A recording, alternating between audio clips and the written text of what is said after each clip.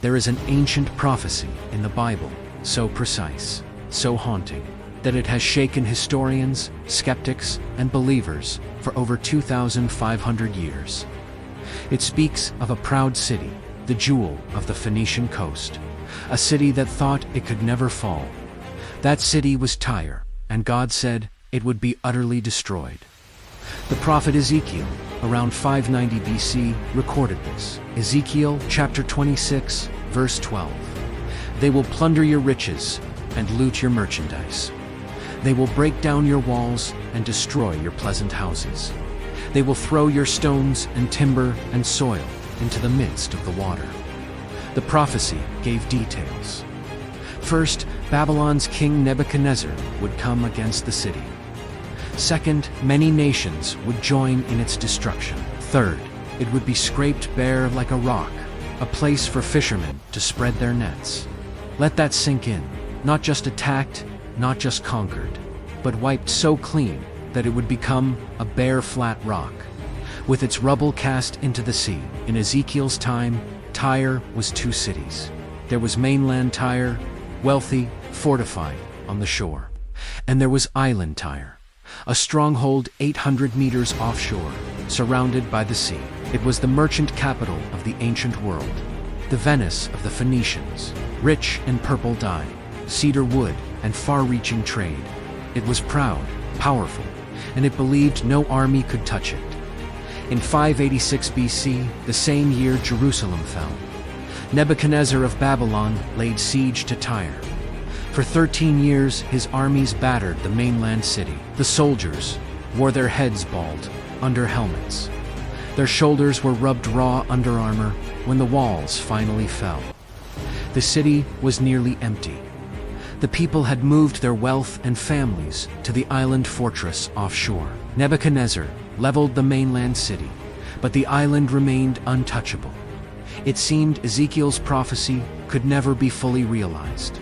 For the next 241 years, island Tyre flourished. It stood as if to mock the God of Israel. But in 332 BC, the prophecy's second chapter began. A young king named Alexander the Great arrived at Tyre. He demanded entry to worship in their temple. The Tyrians refused, confident behind their towering seawalls. No army could reach them without a navy, and Alexander had none. But Alexander was no ordinary general. If he could not sail to Tyre, he would walk to it. He ordered his men to tear down the ruins of old mainland Tyre.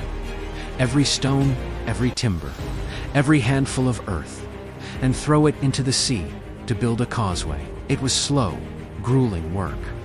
The shoreline was scraped bare, turned into a smooth bedrock, just as Ezekiel had said. Archaeologists have even found ancient marble columns beneath the waves where that causeway began. Alexander also gathered fleets from conquered cities, to 80 ships from Sidon, Aratus, and Byblos, 10 from Rhodes, 10 from Lycia, 120 from Cyprus. The island fortress would now face attack from both land and sea. For 7 months, the siege raged. Finally, Alexander's siege towers and battering rams breached the walls. The slaughter was merciless. 8,000 were killed, 2,000 crucified along the shore, and 30,000 women and children sold into slavery. The once proud city was left in ruins. Its stones, timbers, and soil lay in the sea, and fishermen began to spread their nets where the city had stood. Ezekiel chapter 26 verse 14. I will make you like the top of a rock. You shall be a place for spreading nets, and you shall never be rebuilt, declares the Lord. Ezekiel 26-14. Even today, the ancient island is joined to the mainland by Alexander's causeway. The city and the island now one mass of land, and Tyre, as it once was, has never been rebuilt. Understand this. Ezekiel wrote his prophecy before these events. Centuries before Alexander was even born, every detail came true, fulfilled across 2 separate sieges by 2 different world powers, over 240 years apart. What does that tell us? It tells us this book is not man's book.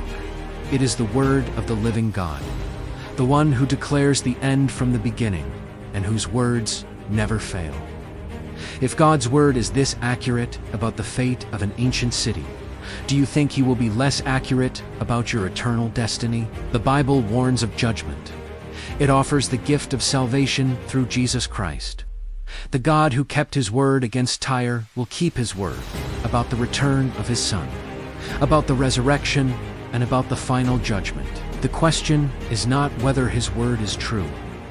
The question is, will you believe it before it's too late? It is not just history, it is prophecy fulfilled.